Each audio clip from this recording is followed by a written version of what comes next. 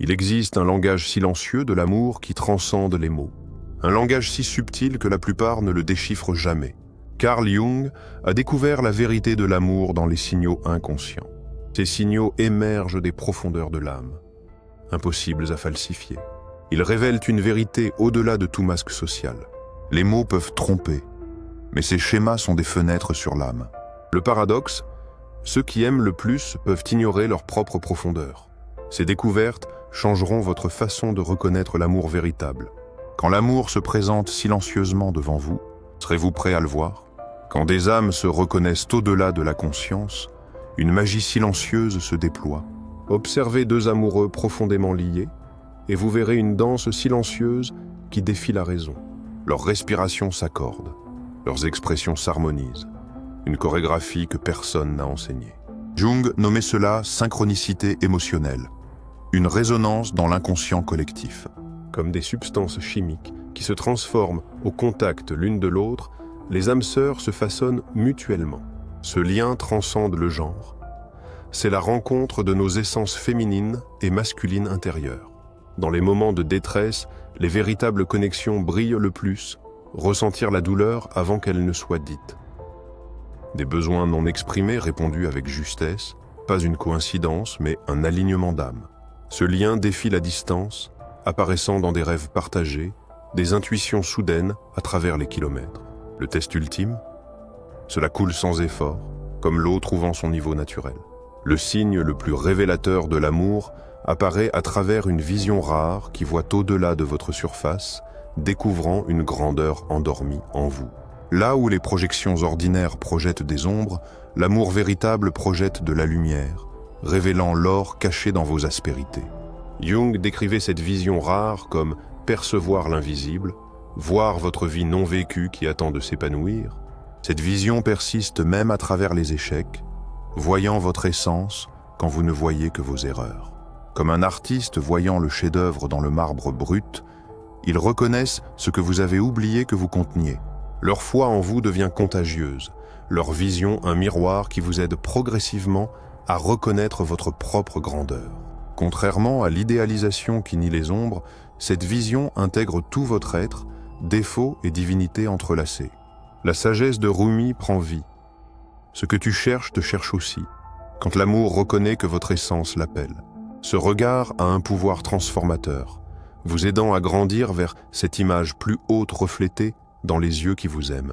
La question ultime demeure, qui voit cette lumière en vous-même lorsque vous êtes dans votre plus grande obscurité? Dans un monde de distractions sans fin, l'amour vrai se révèle par le cadeau le plus rare, une présence sans partage. Jung a découvert que la manière dont nous dirigeons notre conscience vers l'autre est la mesure la plus pure de la profondeur de l'amour. Ce n'est pas une attention ordinaire. C'est une disponibilité multidimensionnelle qui transcende la présence physique. Comme l'enseignent les maîtres zen, c'est l'esprit du débutant. Voir son bien-aimé comme neuf à chaque instant sans préconception. Alors que la plupart des gens attendent pour parler, le vrai amour écoute, absorbant les mots, les silences et tout ce qui se trouve entre les deux.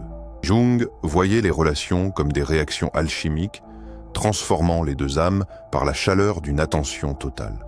Les signes sont indéniables, un contact visuel qui voit votre âme, une posture qui dit « tu as tout de moi ».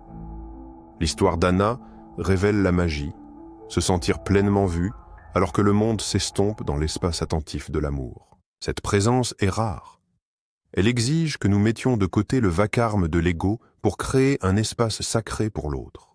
Dans la tradition bouddhiste, c'est la présence compatissante, être pleinement disponible au maintenant partagé, sans programme. Le vrai test? Cette qualité persiste non seulement dans les moments intenses, mais aussi dans la magie ordinaire de la vie. Car comme Jung le savait, l'attention est la générosité la plus rare, le sol fertile où l'amour pousse le plus profondément. L'un des signes les plus étonnants de l'amour véritable se révèle lors des conflits, non pas par leur absence, mais par la manière dont ils sont traversés. Jung l'appelait la dialectique de l'amour, où les conflits conscients renforcent les liens plutôt que de les affaiblir. Celui qui vous aime vraiment maintient la connexion même en désaccord.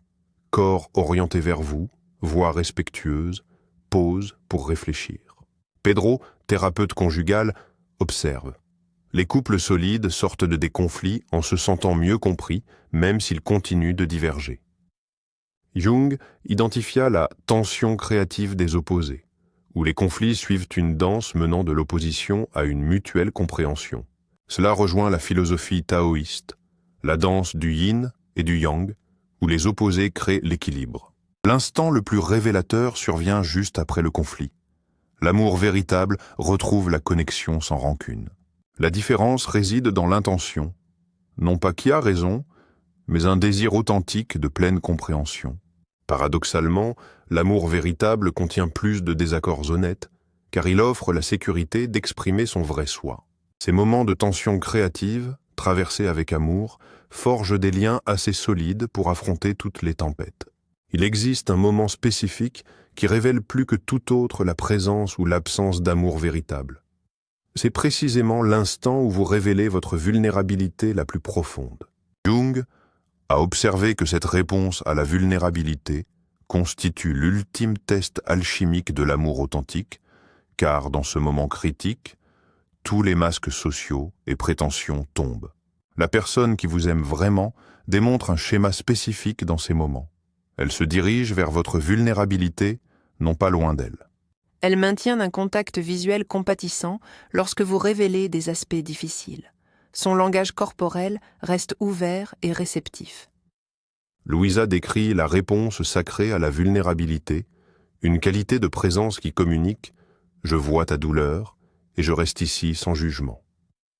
Ce phénomène transcende les cultures, dans les traditions indigènes comme s'asseoir avec la douleur, dans le christianisme comme souffrir ensemble, dans le bouddhisme comme demeure compatissante.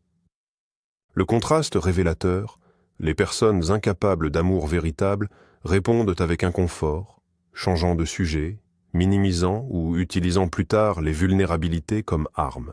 Jung a observé, c'est dans les ombres les plus denses que la qualité de la lumière se révèle le plus clairement. L'histoire de Roberto, quand j'ai révélé mes peurs professionnelles, ma partenaire a créé un espace pour que ma vulnérabilité puisse exister entre nous. Après des moments de vulnérabilité partagés et navigués avec amour, la relation atteint de nouveaux niveaux d'intimité et de confiance. L'amour le plus profond se révèle non pas dans les grands gestes, mais dans les moments silencieux du quotidien. Jung a découvert que l'amour sacré réside dans une présence attentive aux détails ordinaires de la vie.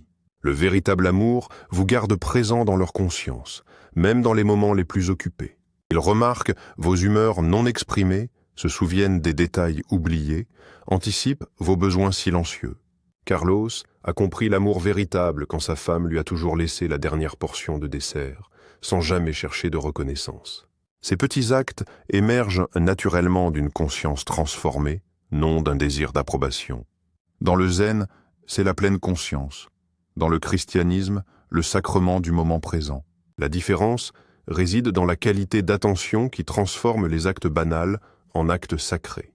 Anna Maria a constaté que ces micro-moments prédisent la longévité relationnelle mieux que la passion ou les valeurs partagées. Comme des graines devenant des arbres puissants, les moments microscopiques d'attention créent des liens inébranlables.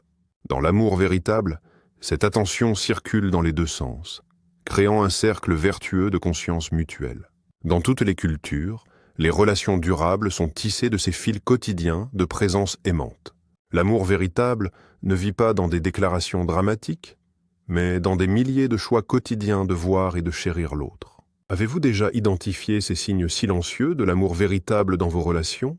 Le voyage vers la reconnaissance de l'amour authentique n'est pas simplement intellectuel, c'est un profond éveil. Les observations de Jung déplacent notre attention des marqueurs superficiels vers les courants plus profonds de connexion. L'amour véritable se révèle à travers des schémas inconscients lorsque les âmes se reconnaissent.